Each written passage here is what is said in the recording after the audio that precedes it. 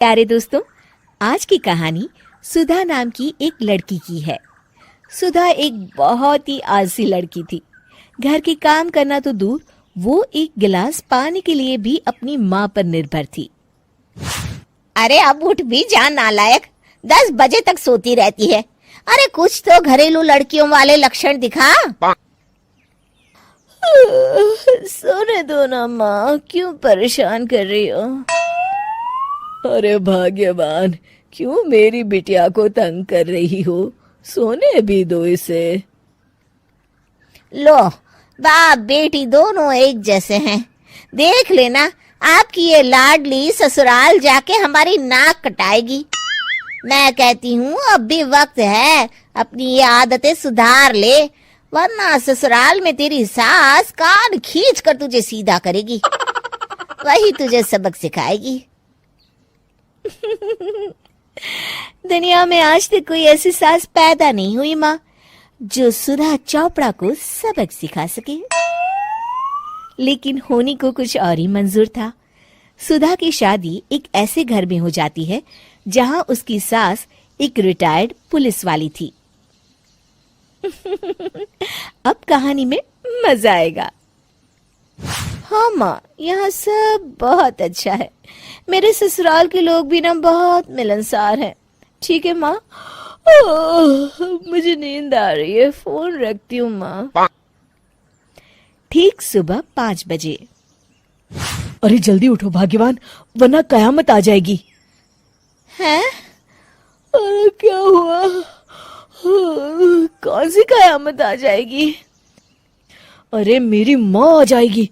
तुम नहीं जानती, इस घर में सिर्फ मेरी माँ का हुक्म चलता है। सबको सुबह 5 बजे बिस्तर छोड़कर हॉल में पहुंचना ही पड़ता है। अरे अब इंसान क्या अपनी नींद भी पूरी नहीं करेगा? यहाँ मजाक चल रहा है क्या?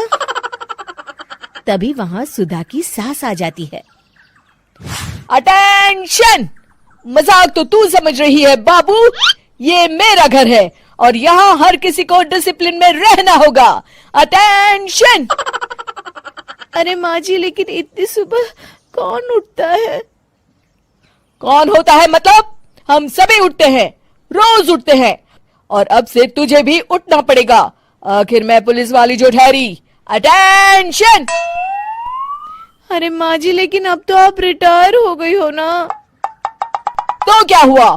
शेर कितना भी बूढ़ा हो जाए, शिकार करना नहीं छोड़ता। उसी तरह हम पुलिस वाले रिटायर होने के बाद भी अपने अनुशासन में ही जीवन जीते हैं। चलो अब बेकार की बहस बंद करो और उठकर हॉल में चलो। अभी आधा घंटा तुम सबकी परेड चलेगी। अटेंशन! अरे मैं कोई परेड नहीं करने वाली। सुधा की सास अपनी बहू का ये बर्ताव देख झल्ला उठती है। गौर से देख, तू कहां और किसके सामने खड़ी है? यहां बात सिर्फ एक बार समझाई जाती है, बस। अटेंशन! इतना कहकर सुधा की सास चली जाती है। अपनी सास का ये रूप देखकर सुधा घबरा जाती है और जल्दी से उठकर बाहर चली जाती है। उस दिन से सुधा की जिंदगी बदल जाती है। हाय, थक गई मैं तो। ये घर है या जेल? कितना काम करना पड़ता है। लाइए दीदी, 2 रोटियां और दीजिए, मुझे बड़ी भूख लगी है। ठहर जा बहू, ये तू क्या कर रही है? मैंने सबके खाने का हिसाब तय कर रखा है। तुम 4 रोटी से ज्यादा नहीं खा सकती और ये मिर्च मसाला भी नहीं चलेगा।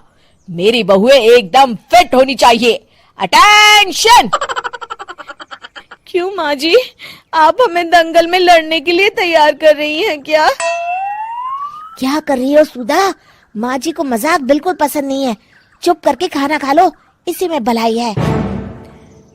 इस तरह धीरे धीरे सुधा अपने सास के रंग में पूरी तरह रंग जाती है, लेकिन इसका उल्टा ही असर पड़ता है। सुधा अपनी सास से भी ज्यादा अनुशासन की पक्की हो जाती है। सुधा की सास तो सबको 5 बजे उठाती थी, लेकिन सुधा सबको 4 बजे ही उठा देती थी। दूसरी तरफ सुधा की सास की उम्र भी हो चलती है। माँ जी, आजकल आप सुबह उठने में बहुत आनाकानी करती हैं। मुझे ये सब बिल्कुल पसंद नहीं है। अरे बहू, मैं तेरे हाथ जोड़ती हूँ, भगवान के लिए अब मुझे छोड़ दे। इतने सवेरे उठना और कसरत करना अब मेरे बस की बात नहीं है। माँ जी, आप मैदान छोड़ के भाग रही हैं। आप तो पुलिस वाली हैं। अटेंशन। अरे अब कहाँ की पुलिस वाली, अब तो मैं रिटायर हो चुकी हूँ। बस बहुत हो गया, अब तुम सब जैसे चाहे वैसे जिंदगी जियो और मुझे भी जीने दो। अपनी सास को गिड़गिड़ाते देख सुधा मन ही मन मुस्कुराती है। इस तरह उस दिन के बाद से सुधा के ससुराल वाले एक सामान्य जीवन जीने लगते हैं।